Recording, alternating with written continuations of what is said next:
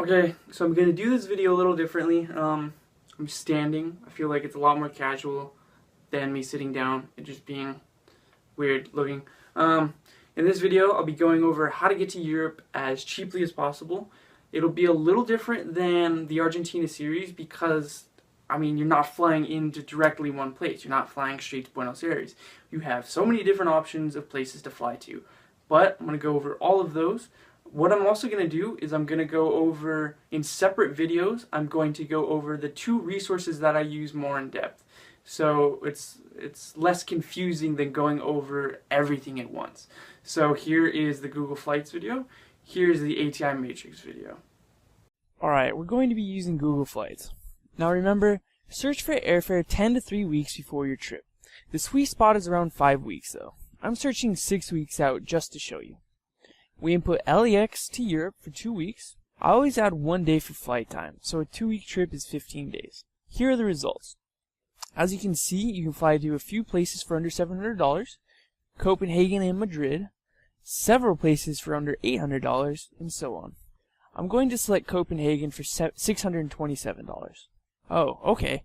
The flight is with Lufthansa, which is a great airline. Getting in around 8:30 the next day. Flights to Europe almost always land the next day if you're flying from the West Coast, and 8:30 is good as you can try to get to bed as soon as you land, and get up the next morning at the time you're used to. It's a quick and dirty way to combat jet lag. The return flight is also at 7 at night, so you still have half the day in Copenhagen.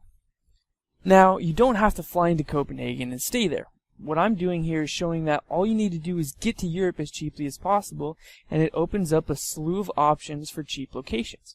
I mean, Brussels for $11, London for $19, Madrid for $34. All you have to do is get to Europe, and you can fly to just about anywhere for really cheap. Now, this does add complications if you miss a flight, but you can also just book the flight as soon as you land instead of ahead of time, and the price difference won't be too significant. And I can promise you, you will still be saving more money than flying to there directly. If you do decide to book ahead of time, give yourself a 6-hour buffer zone just in case of delays.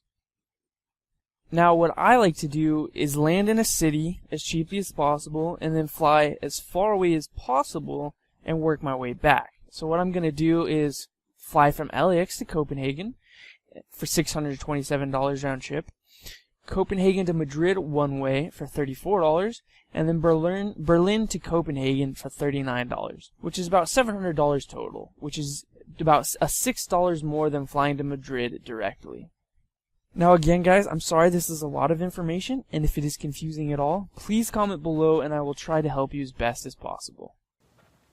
Alright guys, I hope that covers everything about flying to Europe, and then once you're in Europe, covering all of the options for flights in between countries. In the next video, I'll be going over accommodations. It'll be a little different than the Argentina series, again, because there's so many different options. I'll be skipping out house sitting because I honestly cannot find any jobs for house sitting in Europe at the moment, but I will cover all of the hostels, couch surfing, Airbnb options. Again, it'll be different because Europe is a whole different animal than Buenos Aires when it comes to hostels, so I'll cover that. Thanks guys. I really don't know what to do with my hands, like...